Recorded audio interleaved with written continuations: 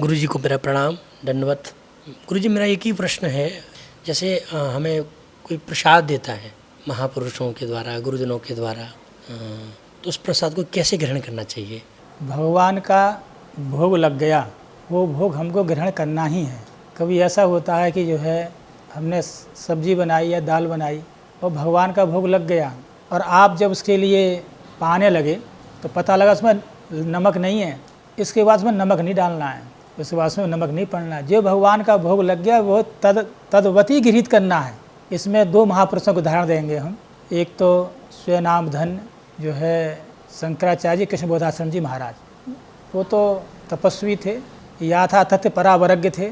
उनकी जो सेवा में रहते थे हीरालाल शास्त्री जी, वो नरवर के ही पढ़े हुए थे। उनका भोजन बनाना, प्रसाद बनाना और समय मिला विद्यालय में, धर्म संघ विद्यालय यमुना जो बाज़ार में पढ़ा देना। तो वो घटना बताते हैं कि मैंने जो है प्रसाद बनाया और सब्जी थी तोरई की, और कोई बात नहीं, भगवान का भोग लगा और मैंने जो है शंकराचार्य जी महाराज के लिए वो जो है प्रसाद दे दिया, भिक्षा दे दी मैंने। जो भिक्षा देने के बाद में जो है जो भोजन पा लिया तो बचा हुआ जो प्रसाद होता है वो मैंने लिया। तो जैसे ही मैंने जो है तोरई के साथ में ये गिरास लिया अंदर, तो महाकड़वी थी। बोले दूसरा जो है मेरी हिम्मत नहीं पड़ी कि इस गिरास को दूसरा आवृत्ति करूं मैं। तो मैं डरा हुआ, सहमा हुआ, भयभीत हुआ, एकदम जो है महाराज जी के पास गया, शंकराचार्य जी भगवान के पास गया। बोले महाराज बहुत बड़ा अपराध हो गया, ये तो इतनी कड़वी जहर है, ये मैं तो एक गिलास खाने के बाद ही दोबारा मेरी हिम्मत नहीं पड़ रही, आप तो पूरा भोजन कर गए। आप एक बार भी ये कह देते कि नहीं कड़वी दोबारा बन जाती, कितना समय लगता है उसमें। तो उन्होंने यही उत्तर दिया, देख बेटा भगवान का भोग लग गया, ये चीज़ भगवान को समर्पित हो गई। और जहाँ व्यवस्था भी नहीं बनती है भोग की, तो वहाँ लोग कल्पना करते हैं जो हमारे सामने जो अन्न रखा है वो भी नारायण ही है, उसमें जो रस है वो भी नारायण है, खाने वाले भी नारायण। हम हैं कहाँ, हम कर्ता भोक्ता हैं कहाँ। और देख ये जीव है ना, जुआ जो रसना, प्रत्येक दिन रस का आस्वादन ले रही है, एक दिन कड़वे रस का भी आस्वादन ले।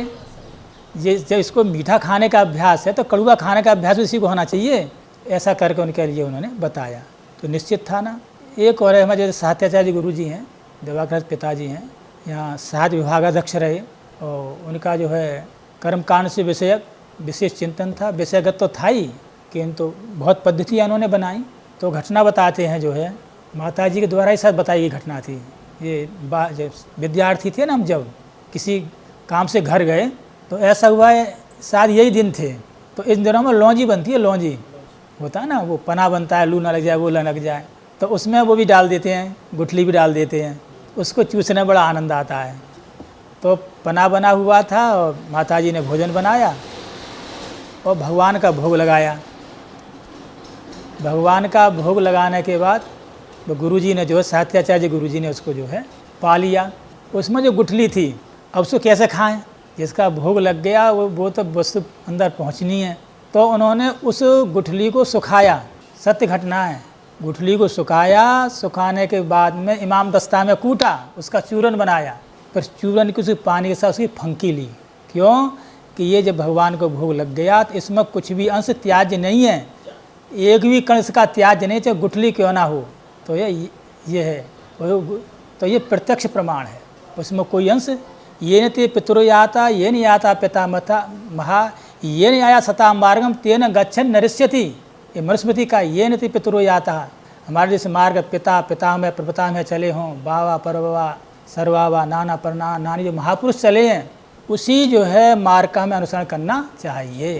तो दो महापुरुष हैं, तो बात स्पष्ट हो ही गई। प्रसाद के बाद कोई अंश त्याज्य नहीं है।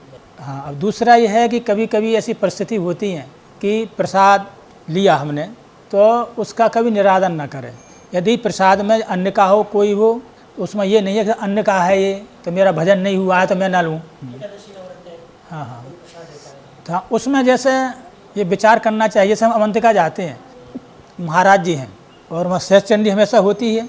अब हम इस समय गए वहाँ, इस समय परशुराम जयंती थी, बढ़िया पूजन हुआ, और ऐसा अवसर कहीं मिलने भी नहीं आता जिन्हें स्वयं भगवान परशुराम का साक्षात्कार हुआ हो।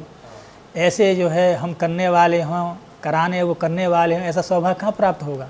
तो बड़ा आनंद आता है। कुछ नहीं, यज्ञशाला थी और हमें बढ़िया पूजन हुआ, महाराज जी रहे। इसके बाद 10-5 मिनट का जो प्रवचन टाइप भी हो गया। भगवान के 28 नाम हैं, उनका महत्व बताना था। लोगों ने बहुत देखा, जब हम समझे तो रूखा विषय कौन देखेगा।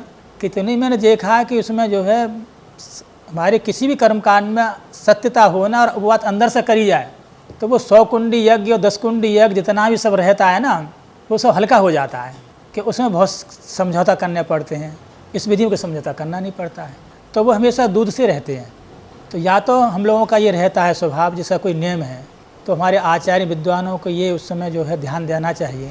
तो सत्यनारायण जो कथा करेंगे वो विद्वान ही करेंगे, तो उन्हें ध्यान देना चाहिए कि जो व्यक्ति इस नियम में बैठे हुए हैं ये प्रसाद भी इनको मिल जाए, उससे वंचित ना हो, और इनके मन में जो यदि प्रसाद में जो अन्य का भी हो तो दोष नहीं है।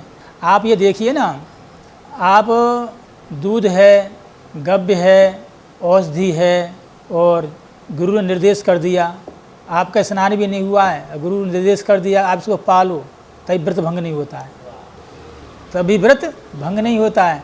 तो प्रसाद से व्रत भंग नहीं होता है, किंतु जो मन में प्रसन्नता होनी चाहिए कि प्रसादस्तु प्रसन्नता, प्रसाद का अर्थ किया प्रसन्नता, तो प्रसाद में प्रसन्नता होनी चाहिए। और हम संध्या वंदन पर बैठे हुए हमारा नित्य नियम नहीं हुआ है, आपने जो है वो दोना ला कर रख दिया कि महाराज जी भगवान का वो आप खा लीजिए, तो मन में ऊहापोह हो जाएगी कि ये तो अन्न है, मेरा नित्य नियम नहीं हुआ है। सिद्धांत में उसका निषेध नहीं है, किंतु अब मन है, संकल्प विकल्प आया नहीं आया, तो उस समय ये होना चाहिए या तो कोई भगवान पर चढ़ा हुआ से या पंचामृत है अथवा तुलसी दल है। तो जब महाराज जी को हम प्रसाद करते हैं, आयो जो बोल के देते हैं, या तो तुलसी दल देते हैं अथवा 1-2 किशमिश दे दी कि अन्य जो चीज़ उसमें है तो वो गृहित तो नहीं करेंगे, पता है कि दूध से रह रहे हैं। तो ऐसी स्थिति में जो है हमारे आचार्यों को भी ये ध्यान देना चाहिए कि हम जो प्रसाद उन तक जो है दे रहे हैं तो कहीं इनके मन में ऊहापोह नहीं आए। तुलसी दल दे दो अथवा चरणामृत दे दो। अकाल मृत्यु हरणम सर्वव्याधि विनाशनम विष्णुपाद उत्तम है, अकाल मृत्यु हरणम सर्वव्याधि विनाशनम, जो है भगवान विष्णु का चरणोदक है, अकाल मृत्यु का सर्वव्याधि का है निवारण करता है। तो वही प्रसाद ही है। प्रसाद का मतलब ये नहीं है मेवा मिष्ठान और दुनिया भर का जो चलता है दोना भरा हुआ वही प्रसाद माना जाए। प्रसाद तुलसी दल का भी है, प्रसाद चरणामृत का भी है। तो जिसका जो नियम है उसके अनुसार दे दो, किंतु सिद्धांत में उसका कोई विरोध है नहीं। और कथनचित मिल भी जाए तो उसको जो सिर से लगाओ, उसको रखो, फिर उसका पान करो। और यदि कोई बगल में बैठा हुआ है कोई बात नहीं है, भाई लो आप ले लो, पर वो द्वितीय श्रेणी की बात है। मतलब ये तो ये व्यवहार पक्ष है, प्रथम श्रेणी में उसका जो है कभी प्रसाद का अपलाप नहीं होना चाहिए, और कैसा ही प्रसाद हो।